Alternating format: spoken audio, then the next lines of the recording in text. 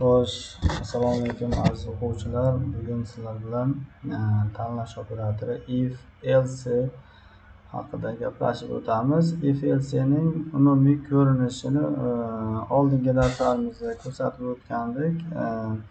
Ammo if va else uchalasini birgalikda qatnashtirib bitta misol ko'rmagan edik. Bugun mana shu misolda sizlar bilan if else uchalasini tanlash operatorini qanday ishlashini tushuntirib o'tamiz. Qarang, bizda a o'zgaruvchi, butun o'zgaruvchi e'lon qildik. Bu misolimizda printf sonni kiriting deyapti. Ya'ni shu a o'zgaruvchimizga qiymatni kiritishimizni so'rayapti va skanfda mana shu kiritgan qiymatni, mana butun sonni a ga olib borib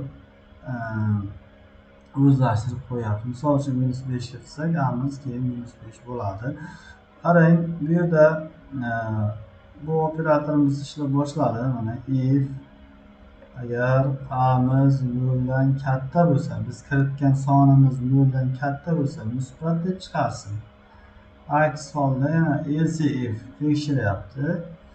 Agar yana shart 0 dan kichik bo'lsa, manfiy deb chiqsa, else aks holda 0 bo'lib chiqadi.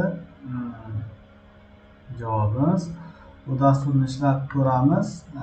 Menimcha mana bu dasturning qanday yozilganligi hamma tushundi, ishlashini ham tushundi. Mana bu shartlarga qarab ishlaydi. Misol uchun haqiqatan mana bu son kiritganimizdan keyin birinchi amiz 0 dan katta bo'lsa, bu shart bajariladi.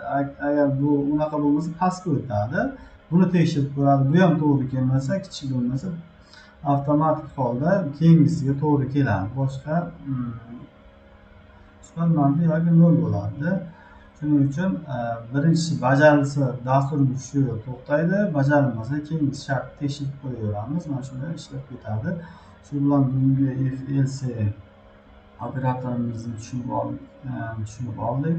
Sizlar bilan keyingi darsda ko'rishguncha xayr.